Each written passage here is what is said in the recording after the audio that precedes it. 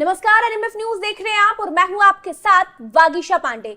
महाराष्ट्र में बुरी तरह से हारने के बाद उद्धव ठाकरे क्या संन्यास लेंगे, ये बात हम नहीं कह रहे, बल्कि उद्धव ठाकरे ने चुनाव प्रचार के दौरान जनसभा को संबोधित करते हुए खुद ही कहा था। क्या कहा था आपको एक बार बता दें। उद्धव ठाकरे ने एक जनसभा को संबोधित किया था छत्रपति संभाजी नगर में। ग्राफिक्स के माध्यम से आपको बताते हैं। उद्धव ठाकरे ने कहा था, एक बात तो तय है, मोदी शाह मुझे घर नहीं बैठा सकते हैं, लेकिन आप मेरा साथ छोड़ने का फैसला करेंगे तो मैं संन्यास ले लूंगा, ये उद्धव ठाकरे ने कहा था। लेकिन अब सवाल यह है कि क्या उद्धव ठाकरे संन्यास लेंगे। धर्मेंद्र द्विवेदी जी हमारे साथ जुड़े हुए वरिष्ठ पत्रकार। धर्मेंद्र जी, उद्धव ठाकरे की स्थिति पर आप क्या कहेंगे, क्योंकि मुझे तो लग रहा है कि उद्धव ठाकरे को अब संन्यास ले लेना चाहिए। ये बात उन्होंने ही कही थी एक जनसभा में। देखिए वागीशा, होता क्या है कि जब आप राजनीति में होते हैं ना, तो इन बातों का बहुत महत्व नहीं होता है, क्योंकि आप वोटर्स के इमोशंस से खेलते हैं।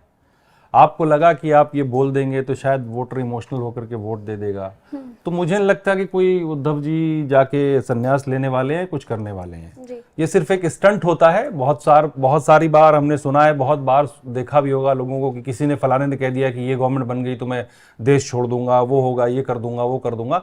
तो ये सब रियलिस्टिक बातें नहीं होती हैं। इतना आसान नहीं है कि संन्यास ले लें उद्धव ठाकरे।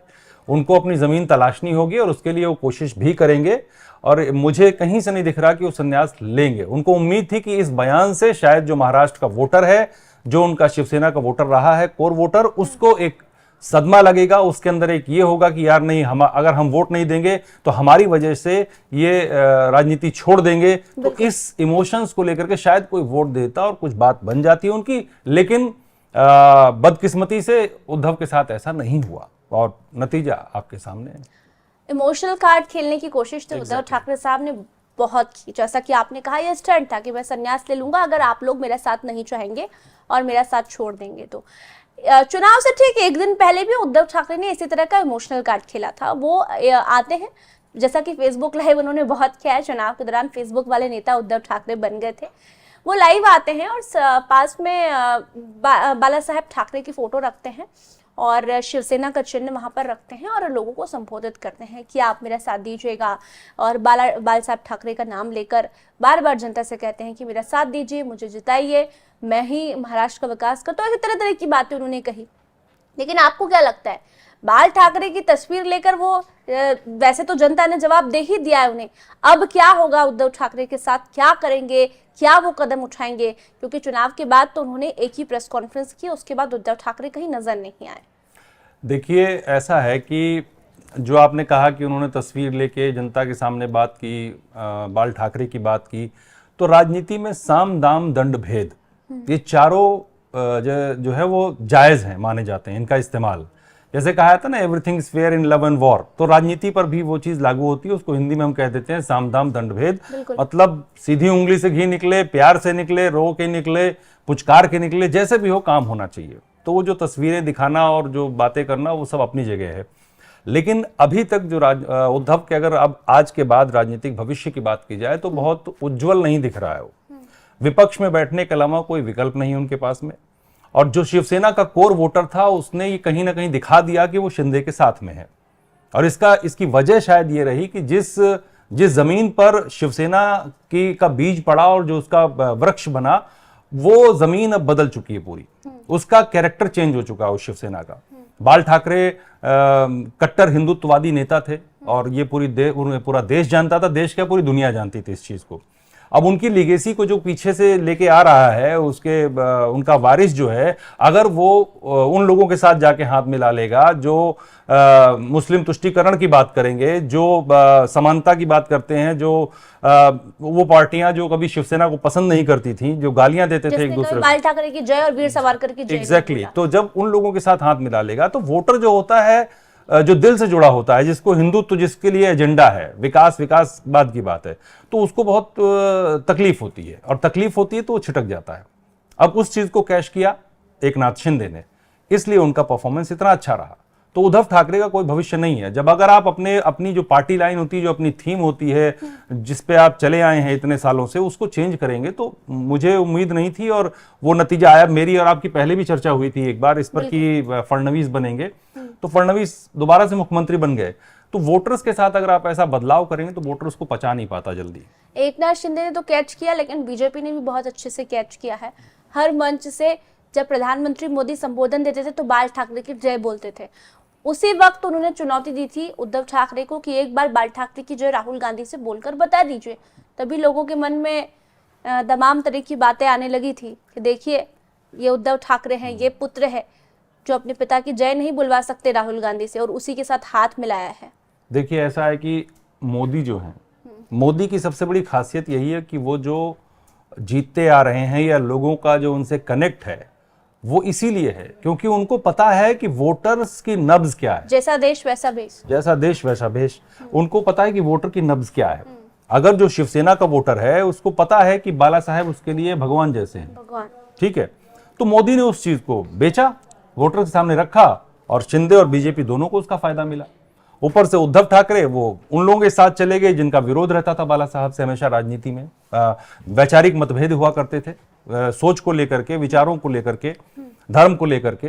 तो उस चीज को मोदी जानते थे अच्छी तरह, और मोदी ने उस चीज को कैश किया चुनाव में। और वो हर अच्छा पॉलिटिशियन जो समझदार होगा वो उस सेंटिमेंट को इस्तेमाल करेगा। तो अब क्या उद्धव ठाकरे को अगर अपना राजनीतिक भविष्य उभारना है या बचाना है, या बेटे का भविष्य को बचाना है, तो क्या उन्हें बीजेपी के साथ आना चाहिए? क्या आगे ऐसी कोई स्थिति बन सकती है कि उद्धव ठाकरे मोदी से हाथ मिलाए? क्योंकि कुछ समय पहले प्रधानमंत्री मोदी ने लोकसभा चुनाव के दौरान कहा था कि मुसीबत के समय मैं उद्धव ठाकरे का साथ दूंगा क्योंकि बाला साहेब ठाकरे का मुझसे अटूट प्रेम रहा है, मैं उनका कर्ज नहीं उतार सकता। देखिए वागीशा, इस देश की राजनीति में कुछ भी असंभव नहीं है, पहली बात तो ये है। तो कल उद्धव ठाकरे बीजेपी में चले जाएं, ये भी असंभव नहीं है। जब आपको अपना राजनीतिक अस्तित्व बचाने की बात आती है, आप कोशिश करते हैं अलग होने की, लेकिन जब राजनीतिक अस्तित्व संकट में आ जाता है तो आप कहीं भी जाते हैं। तो कोई बड़ी बात नहीं, बीजेपी के साथ चले जाएं। और बीजेपी आपका नेचुरल अलायंस रहा है हमेशा से, बाल ठाकरे के समय से, उसके बाद भी शिवसेना बीजेपी के ही साथ ही रही है। ये तो बीच में कुछ ऐसे इंस्टांस हुए, कुछ मुद्दे हुए जिनकी वजह से वो अलग हो गए, और सिर्फ वो एक वर्चस्व की वजह से, वर्चस्व की लड़ाई कह लीजिए उसको, मूंछों की लड़ाई कह लीजिए, अपना दिखाने के लिए वो अलग हो गए। लेकिन उसका जो नुकसान हुआ शिवसेना को, वो उसको इतनी जल्दी भर नहीं पाएगा, वो नुकसान उबर नहीं पाएंगे उससे।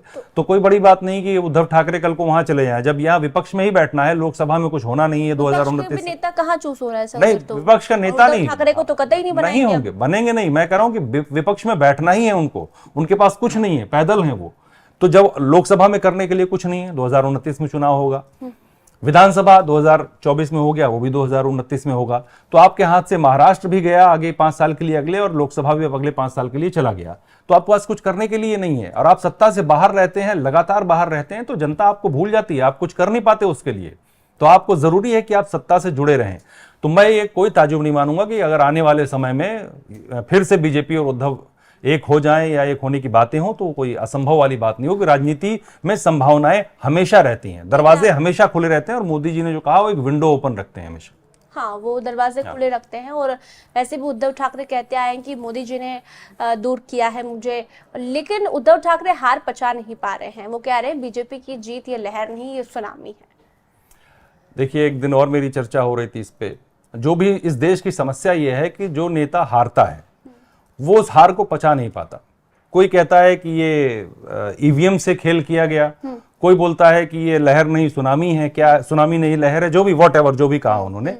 तो ये सबसे बड़ी समस्या है। लोगों नेताओं को ये चाहिए कि पहले जो होता था, पहले लोग नेता आकर के अपनी हार भी स्वीकार करते थे कि हाँ, आपको हमारा एजेंडा, मैनिफेस्टो या विचार पसंद नहीं है। देवेंद्र फडणवीस को कह सकते हैं, देवेंद्र फडणवीस ने इस्तीफे देने की पेशकश कर दी थी लोकसभा चुनाव में, जो ठिकरा फोड़ा गया था हार का। बिल्कुल कही थी। तो ऐसे बहुत सारे लीडर्स होते हैं, लेकिन अब दिक्कत ये हो गई कि लोग अपनी कमी को स्वीकार करने के बजाय दूसरे फैक्टर्स पर, जो कहते हैं ना कि एक्सक्यूजेस देना, तो वो देते हैं। तो उससे कुछ होना नहीं, इससे बल्कि इंपैक्ट नेगेटिव जाता है। जिन लोगों ने वोट देके जिताया पार्टी को, बीजेपी हो या कोई भी पार्टी हो, मैं ये नहीं कह रहा, तो उस वोट का मजाक है ना खिल्ली, कि हमने वोट दिया, आप कह रहे हो कि ये तो ऐसे नहीं वैसे जीते हैं। कभी कोई कहेगा मशीन के साथ छिड़खानी करके जीते हैं। तो जीत आपको मिली तो अच्छे है, आपके दाग अच्छे हैं, दूसरे के दाग खराब है, तो वो ऐसा नहीं होता है। ये सब मतलब नहीं रखती बात। तो मैं तो राजनीति का असली चाणक्य देवेंद्र फडणवीस को मानती हूँ। फिर नेताओं को ये पता होता है क्या करना है, लेकिन इन लोगों को ये भी पता है कि क्या नहीं करना है। देखिए, देवेंद्र फडणवीस नो डाउट एक महाराष्ट्र में एक चेहरे हैं जिन पर लोग रिलाई करते हैं, भरोसा करते हैं। और जब एकनाथ शिंदे को बनाया गया था सीएम, तब भी वो सीएम थे और उन्होंने जो आला कमान का फैसला था उसको मान करके इस्तीफा भी दिया, सब साथ में काम भी किया और अच्छा काम किया, विवाद नहीं रहा कोई ऐसा। तो उन्होंने ठीक काम किया और उनको पता था कि उन्हें करना क्या है जिससे जनता के साथ कनेक्ट रहें। अभी आते उन्होंने बोला कि लाडली बहना को उसको बढ़ाएंगे, पैसे बढ़ाएंगे, उसमें ये सब भी करेंगे। तो उन्होंने हमेशा पब्लिक को कनेक्ट रखा अपने साथ में, तो उसका बेनिफिट मिला उनको महाराष्ट्र में।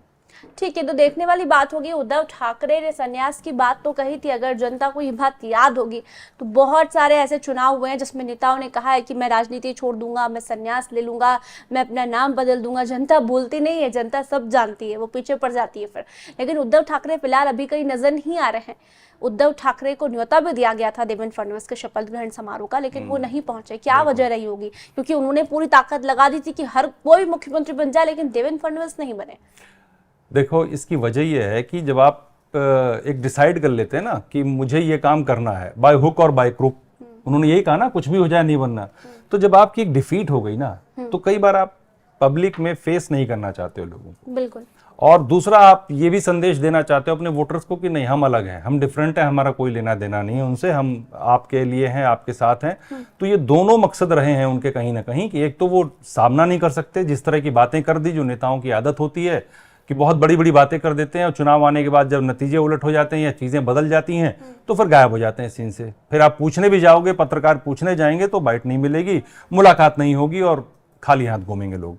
तो एक तो सबसे बड़ी वजह वो रही कि जो उन्होंने कहा वो हुआ नहीं, तो फिर एक फेस बचाने के लिए भी आदमी करता है कि किससे सामना करेंगे। तो ये वजह रही, मुझे लगता मेन वजह तो यही थी। तो फिलहाल तो उद्धव ठाकरे कहीं नजर नहीं आ रहे हैं। आदित्य ठाकरे इक्के दुक्के बयान जो है वो मीडिया में दे ही देते हैं। जैसे अभी सीएम नहीं बन रहा है तो आदित्य ठाकरे कहते हैं इतना समय क्यों लग रहा है इन लोगों को। तमाम राष्ट्रपति शासन की बात भी आदित्य ठाकरे ने कही। तो उद्धव ठाकरे हो सकता है कुछ फैसला ले आने वाले समय में, क्योंकि अभी तो उनके पास एक ही फिलहाल ऑप्शन दिखाई दे रहा है, उनको विपक्ष में बैठना है सदन में जाकर। जल्दी सदन शुरू होने वाला है महाराष्ट्र में। लेकिन अब देवेंद्र फडणवीस ने मुख्यमंत्री पद की शपथ ले ली है। मंत्रालय बंटवारों को लेकर चर्चा हो रही है। कहा जा रहा है कि गृह मंत्रालय बीजेपी अपने पास रखेगी, और ये भी खबर आ रही है कि अभी तक तो खबर थी कि अजीत पवार को वित्त मंत्रालय दे देंगे, लेकिन अब ये भी बहुत बड़ा मंत्रालय है, तो अजीत पवार को मंत्रालय न देके बीजेपी अपने पास ही वित्त मंत्रालय रख रही है, ऐसी खबरें आ रही है। आगे हम मंत्रालय पर भी बात करेंगे, किसे क्या मंत्रालय जा रहे हैं, कितने इंपॉर्टेंट ये मंत्रालय हैं, कहाँ जाने चाहिए। लेकिन आप भी अपनी राय इस वीडियो में कमेंट कर जरूर रखिए। उद्धव ठाकरे के बारे में आप लोग क्या सोचते हैं? धन्यवाद।